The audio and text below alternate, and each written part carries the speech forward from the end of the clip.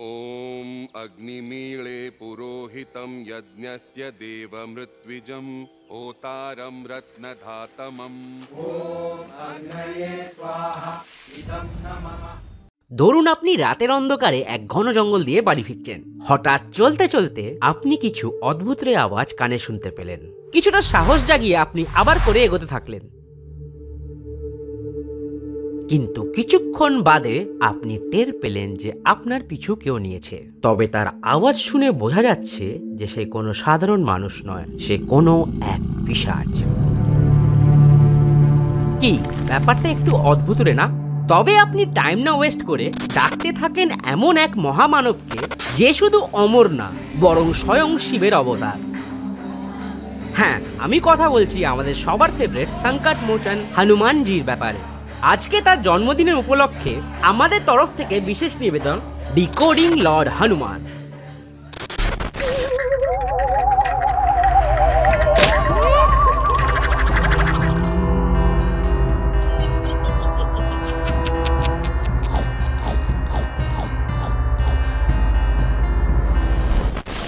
বানর রাজা কেসরি এবং মানুষরূপী অপ্সরা অঞ্জনা দেবীর গর্ভে পবন দেবের আশীর্বাদে জন্ম নেন হনুমানজি।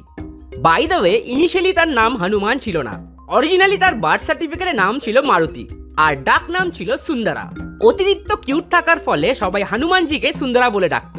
ছোটবেলা থেকে তিনি খুব দুষ্টু হওয়ার ফলে তিনি সবাইকে মাতিয়ে রাখতেন। স্বয়ং দেবাদিদেব মহাদেবের অবতার হওয়ার ফলে he was born with ultimate set of powers. তাই একদিন তিনি আকাশে সূর্য দেখে সেটাকে আম ভেবে খেতে চলে যায় মহাকাশে। তারপর আর লেগে গেল যুদ্ধ ছোট্ট মারুতি এবং সব ভগবানের মধ্যে। কেউ তখন পেরে উঠছিল না এই ছোট্ট শিবের অবতারের সাথে। যে দিবালোক এনিহাও এই সূর্য আমকে খেয়েই ছাড়বে। কিন্তু অবশেষে ভগবান ইন্দ্র তার মুখে এক বিশাল বজ্রপাত করে। মারুতিও তখন মূর্ছিত হয়ে পড়ে। সেই দেখে পবনদেব খুব রেগে যায়, চারিদিকে পড়ে যায় হাহাকার। Just because Pavandev has the power to control air, he started to take all the air from the atmosphere. এই দেখে সব ভগবানেরা ছোট্ট মারুতিকে আবার করে বাঁচিয়ে তোলে এবং অনেক শক্তি আর ক্ষমতার আশীর্বাদ দেয়। Just because Lord Indra মারুতির মুখাঞ্চলে বজ্রপাত করে and সংস্কৃত ভাষায় মুখ বা জোয়ালকে হানু বলা হয়, তাই সেদিন থেকে এই মহাদেবের অবতারের নাম হয়ে ওঠে পবন পুত্র হনুমান। সনাতন ধর্মে প্রত্যেকটা নামের পিছনে কারণ মেনশন করা হয়েছে, and these are so interesting যে মার্ভেল আর ডিসিও ফেল হয়ে যাবে। তবে just because Hanumanji was still a kid, তার শক্তিগুলোকে নার্ভ করে দেওয়া হয়। নার্ভ বলতে তার পুরনো এবং নতুন ক্ষমতাগুলোকে ভুলিয়ে দেওয়া হয়। অ্যান্ড প্রফেসি করা হয়, when the time will come, some ancient being with similar powers will reveal his power and true potential. By the way বন্ধুরা, আপনাদের মতে কে এই শক্তিশালী ব্যক্তিটি হতে পারে? Any guesses? ওয়েট, ভিডিওটি দেখতে থাকুন, আমি বলে দেব সেই লেজেন্ডারি ব্যক্তির ব্যাপারে। তবে মহাকাশে যখন এত কিছু হচ্ছিল, অযোধ্যা নগরে সেরকম কোনো এক মুহূর্তে শুক্লপক্ষে জন্মগ্রহণ করেন আমাদের শ্রীরাম। হ্যাঁ বন্ধুরা, হনুমানজি ওয়াজ স্লাইটলি ওল্ডার দ্যান লর্ড রামা। যদিও অনেক গ্রন্থে লেখা আছে যে তারা একদিনেই আগে পরে জন্ম নেন, still in those cases Hanumanji was depicted older than lord Rama. তারপরে আর কি, গল্পের এই দুই চরিত্র তাদের রেসপেক্টিভ জায়গায় বড় হতে থাকেন। এর পরের ঘটনাগুলি আমি আর আপনারা সবাই জানেন, সেটা রামানন্দ সাগরের রামায়ণ টিভি সিরিজ হোক কি জাপানিজ ডাইরেক্টর ইউগো সাকোর cartoon, our childhood was filled with all those memories. তবে এরপর থেকে আমরা যেগুলো জানি না সেগুলোই মূলত আমি আপনাদের কাছে তুলে ধরবো। 14 বছর বনবাসের 13তম বছরের দোরগোড়ায় সীতা মাতা যখন ট্র্যাজিক্যালি রাবণের দ্বারা কিডন্যাপ হয়, আর খুঁজতে খুঁজতে রাম লক্ষ্মণ যখন সুগ্রীবের রিফিউজি ক্যাম্পে এসে পৌঁছান, বেশিরভাগ সময় তাদের ইনক্লুডিং হনুমানজিকে বাদর হিসাবে মাস মিডিয়াতে ডেপিক্ট করা হয়েছে। তবে সংস্কৃত শব্দ ভানারা বলতে যেটা বোঝানো হচ্ছিল সেটা হলো people who lives in jungle, in short the forest dwellers. Modern day হিস্টোরিয়ানসরা মনে করে এই Vanar Sena was nothing more than primitive people who lived in the jungle. তবে আমার মতে এই Vanar Sena are nothing but a group of Bigfoot. কারণ রামায়ণে এটা বর্ণিত আছে যে এই বানর প্রজাতি প্রায় লুপ্ত হওয়ার পথে। তারা মানুষদের সাথে খুব একটা ইন্টারঅ্যাক্ট করে না এবং তারা নিজেদের মধ্যেই তাদের সভ্যতাকে বাড়িয়ে রাখার চেষ্টা করত। অ্যান্ড আজকের দিনে আমরা যদি নর্থ আমেরিকান বিগফুট কেসেস দেখি, এভরি টাইম আমরা যেই জিনিসটা সব থেকে কমন পাবো সেটা হলো ইফ দ্য স্পিসিস এক্সিস্ট, তারা প্রায় শেষ অবস্থায়। ক্রিপ্টোজুওলজিস্টদের মতে this primitive species were similar to human, but তারা মানুষ ছিল না, just like what is mentioned in Ramayana. আমার নিজস্ব একটা ডিপ ডাউন রিসার্চ আছে বিগফুট নিয়ে, কি করে তারা আমেরিকার আদি নিবাসীদের সঙ্গে একতার সঙ্গে থাকতো, কিন্তু ওয়েস্টার্ন কলোনিয়ালিজমের জন্য তারা আজ প্রায় নেই বলতেই চলে। আপনারা যদি কমেন্টে জানান তো আগামী কোনো পর্বে এই বিগফুট টপিকটাকে নিয়ে আনাই যেতে পারে। তার জন্য আপনাদের সিম্পলি কমেন্টে লিখতে হবে বিগফুট। তো যাই হোক, back to the main topic.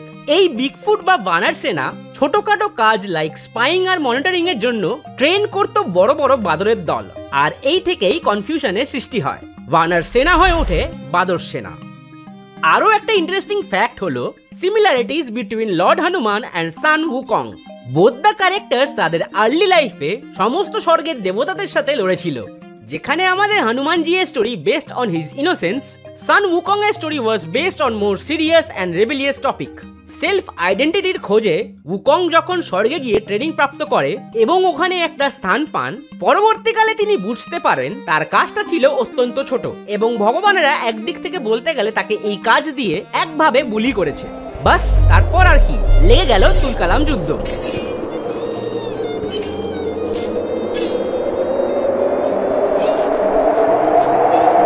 শেষমেশ স্বয়ং বুদ্ধাকে ইন্টারভিন করতে হয় to stop the monkey king. তাকে আটকে রাখা হয় মাউন্ট উসিংয়ে, better known as the mountain of 5 elements. পরবর্তীকালে সে যখন আরো ম্যাচিওর হয় এবং তার জেদ আর শক্তি উভয় কন্ট্রোল করতে শেখে, তাকে টাস্ক দেওয়া হয় ত্রিপিটাকার সাথে ইন্ডিয়াতে আসার। ব্যাপারগুলো খুবই ইন্টারেস্টিং। কাকতালীয় ভাবে বিভিন্ন কালচারের একই ঘটনা এই দিক ওই দিক করে বর্ণনা করে। হতেই পারে এই ঘটনাগুলো রামায়ণের প্রিকুয়াল। তবে আরো জানতে গেলে কমেন্ট বক্সে লিখুন দ্য মাঙ্কি কিং। বাস আর কি, অদ্ভুতের এপিসোডও স্পুকলর রেডি করে দেবে। আরো একটা ইন্টারেস্টিং কনস্পিরেসি হলো the marital status of Lord Hanuman.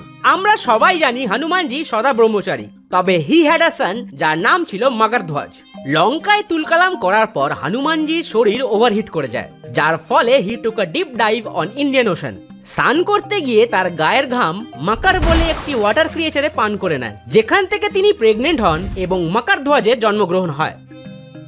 ওইদিকে সাউথ ইস্ট ভার্সন অফ রামায়ণতে হনুমানজি প্রেমে পড়েছিলেন রাবণের মেয়ের সাথে। সুবর্ণা মাচ্ছাকে রাবণ রামের আর্মি ক্যাম্পকে স্পাই করার জন্য পাঠিয়েছিল। Being a mermaid like creature, সে খুব ইজিলি তাদেরকে মনিটর করতে পারত।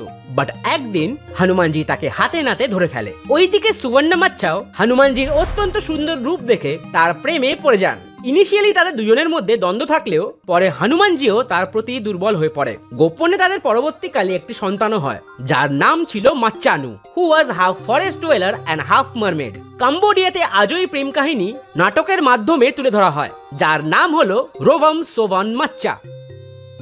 তবে এইগুলো রিসার্চ করতে করতে আমি আরো একটা ইন্টারেস্টিং তথ্য পাই।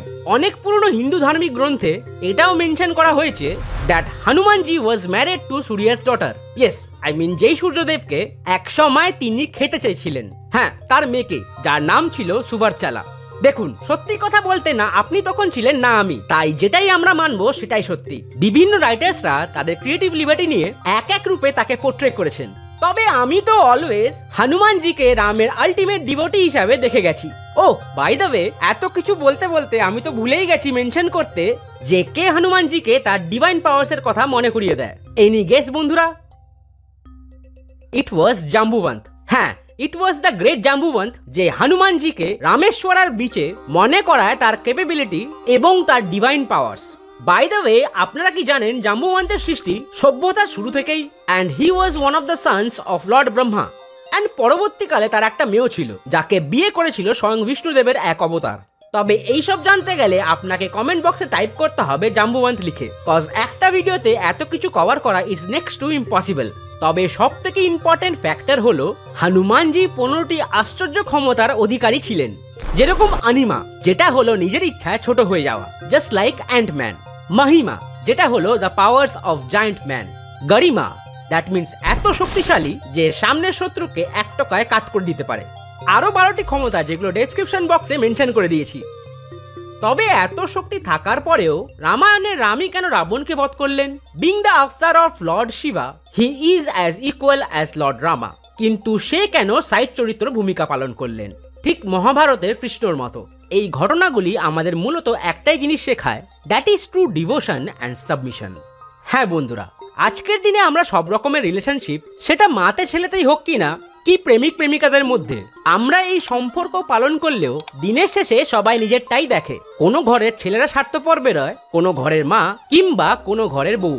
আমরা কেউ অন্যের জন্য একটু ভাবতে পারি না, তাকে এই জীবনযাত্রায় প্রধান ভূমিকা দিতে পারি না। রামায়ণ মহাভারতের চরিত্রগুলো এটাই শেখায়, to surrender for the greater good. কাউকে এতই ভালোবাসো, তার ঢাল হয়ে প্রত্যেকটা মুহূর্তে প্রোটেক্ট করো। বিপদ তো আসবেই, সময়ের সাথে সেটাও একদিন কেটে যাবে, বাট হাল ছেড়ে চলে যাওয়া বা সম্পর্ক নষ্ট করে দেওয়া is not the way out. মানুষ আজ এমনই হয়ে গেছে, তারা খারাপটাই শুধু মনে রাখে, তবে ভালো মুহূর্তগুলো যদি ইম্পর্টেন্স থাকতো, the world would have been a better place. রামের হনুমানজির প্রতি আস্থা না থাকলে লঙ্কা ডিসকভারি হতো না, নাই যুদ্ধের প্রত্যেক মুহূর্ত ইন্টারেস্টিং হতো, আর নাই রাবণের বধ। ঠিক তেমনি অর্জুন যদি কৃষ্ণকে প্রাণ না দিয়ে মানতেন, হয়তো মহাভারতের বিজয়ী কৌরবরাই হতো। আমরা বলি আমরা ভালোবাসি, তবে ভালোবাসার মানে কি আমরা বুঝি? হনুমানজির ভালোবাসা টুয়ার্ডস রাম আর কৃষ্ণর ভালোবাসা টুয়ার্ডস অর্জুন, এই টাইপের রিলসগুলো নিজেদের হোয়াটসঅ্যাপে শেয়ার করলেও নিজেরা হয়তো কোনোদিনও বুঝে উঠতে পারবো না। আজও হনুমানজি এইদিক ওইদিক ঘুরে বেড়ান। শোনা যায় তিনি অনেক সময় বিভিন্ন রাম কথায় বিভিন্ন রকমের বেশভূষায় কথা পাঠ শুনতে আসেন। কেউ বলে তিনি মহেন্দ্রগিরি পর্বতে থাকেন, কেউ বলে 41 বছরের মাথায় তিনি শ্রীলঙ্কার মাতাঙ্গোষ্ঠীকে জ্ঞান দিতে যান। কে জানে, তিনিও হয়তো এই ছোট্ট পেটুকেশের মতোই বোঝানোর চেষ্টা করে ভালোবাসার আসল মানে। আশা করি আমাদের এই অদ্ভুতের গল্প একটু অন্যরকম লেগেছে। আমাদের মূল টার্গেট হলো লাইট হার্টেডলি ডিভাইন গডস এবং ভূতের গল্প প্রেজেন্ট করা, তাই ভালো লাগলে নির্দ্বিধায় আপনারা বন্ধুদেরকে শেয়ার করতে ভুলবেন না। তো দেখা হচ্ছে আগামী পর্বে স্পুকি রাত্রি।